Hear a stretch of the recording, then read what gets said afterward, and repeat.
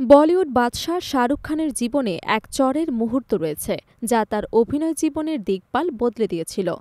সম্প্রতি ২০০১ সালের জি সিনে অ্যাওয়ার্ডসের সঞ্চালনার সময় শাহরুখ খানের সেই স্মরণীয় ঘটনার কথা উঠে আসে যা তাকে জীবনের অন্যতম অনুপ্রেরণার উৎস হিসেবে মনে আছে।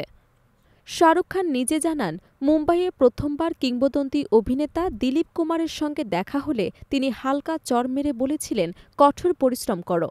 শাহরুখ হাসতে হাসতে বলেন, ওর মতো কেউ টোকা দিলেও সেটা আমার কাছে বড় চড়ের মতো মনে হয়েছিল।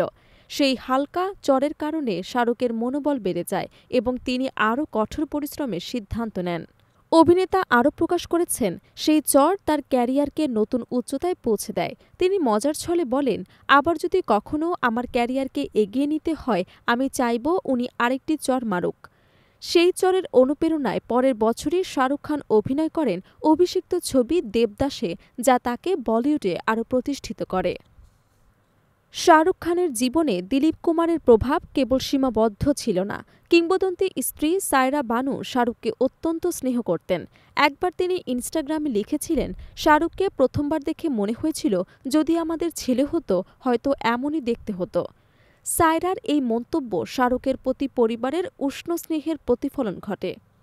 দিলীপ কুমারের এই ছোট্ট অথচ প্রভাবশালী আচরণ শুধু শাহরুখের অনুপ্রেরণা নয়, বরং পুরো বলিউডে কঠোর পরিশ্রম এবং অধ্যাবসায়ের গুরুত্বকে তুলে ধরেছে।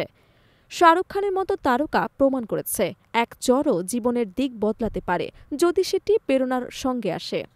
বর্তমানে শাহরুখ খান ভারতীয় চলচ্চিত্র অঙ্গনের অন্যতম প্রভাবশালী এবং জনপ্রিয় অভিনেতা হিসেবে স্বীকৃত।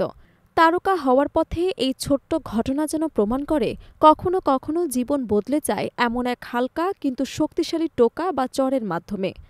শাহরুখের জীবনের এই গল্প শুধু অনুরাগীদের জন্য প্রেরণার উৎস নয়, বরং নবীন অভিনেতাদেরও শেখায় পরিশ্রম এবং অধ্যাবসায়ের কোনো বিকল্প নেই।